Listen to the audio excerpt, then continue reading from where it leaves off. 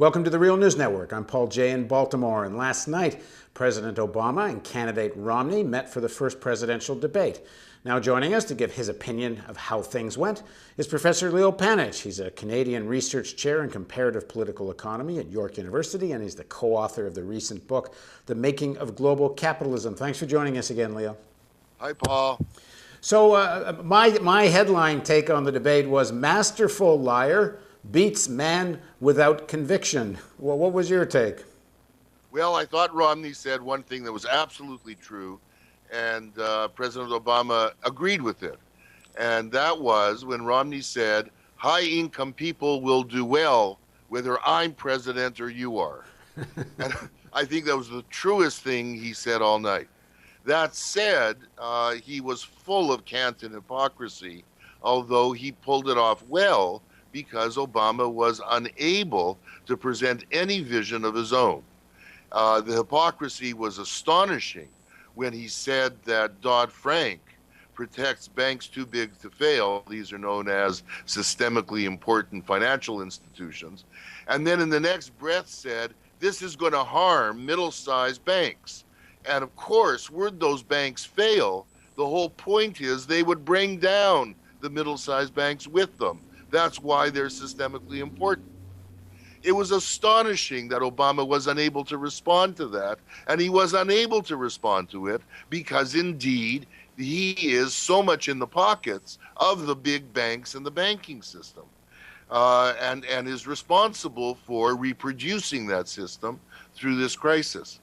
You know, at every level, the hypocrisy was beyond belief. Perhaps most important was Romney appeared to get away with accusing Obama of being the person who said to the Republicans, my way or the highway. Now, the one thing that defines Obama's politics and that has been present in everything he's done is compromise.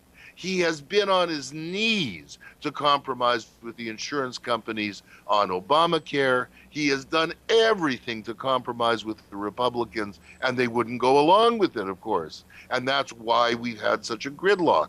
And Romney gets away with accusing Obama of being unilaterally one-sided in terms of getting his way. And somehow he got away with it. The reason I say man without conviction, and obviously I mean President Obama, is on the campaign hustings, at least when he's amongst working people, he sounds like this kind of rabble-rousing left-winger, and he's railing against the rich and all of this. In this debate, he seemed to have no conviction about anything he said, except that he was trying to become more of a Republican than Romney, and then he got caught because Romney was actually more a Democrat than Obama. Yeah, it was such a weak defense of any alternative program, even the one that he stands for.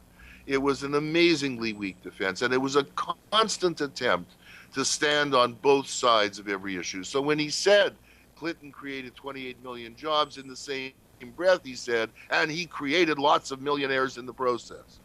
So all along, he was making this appeal to the middle class, hardly at all to those below the middle class. And of course, objectively, what's happening is that more and more people are being thrown out of it and have no prospect whatever of climbing into it. And it was just amazing that he should be presenting himself in a way that is not only doesn't offer a vision beyond the limited kind of Clintonomics, but a vision that is even defending what he has done. The one thing I have not understood about Obama's campaign, in fact, I have not understood this about the whole last 4 years, is why Obama is not continuously campaigning against Bush. The 8 years of Bush clearly was a major contributor, the policies of Bush. Of course, we know there's a lot more to it than just one president. At the same time, Bush policies helped facilitate and trigger this crisis in 2008. Why isn't Obama campaigning against Bush and then saying Romney's more Bush? He just made this one little reference to the administration. You pointed out off camera, even there he wouldn't say the words Bush. I cannot understand this. Well, it was absolutely astonishing that he said the policies were set in train to build up the deficit and bring about the mortgage crisis 2001 to 2003, but would not name Bush. There is some strategy on the part of the Democrats here that I absolutely don't understand. Maybe appearing presidential means that you don't by name criticize the previous president in their view. It's astonishing. He tried to say that the problem isn't only on Wall Street, but that Bush let every shyster into the mortgage business. So that, as he was trying to point out, although he didn't do it graphically, there were guys hawking mortgages to people who couldn't afford them. Indeed, the Congressional Inquiry Commission showed that 10,000 people in Florida were led into the business who had critical convictions. And they were loan sharks in the mortgage business. 4,000 of them had convictions for fraud. That's the kind of graphic thing he should have been saying. It causes a bit of a problem for him because even though Bush let the shysters in, Clinton was very proud of the way in which the mortgage bubble was developing. It's one of the reasons he got called the black president, because he was letting blacks into the American dream by having the financial system channel credit to them so they could get into the housing bubble. I don't know why he was so appalling.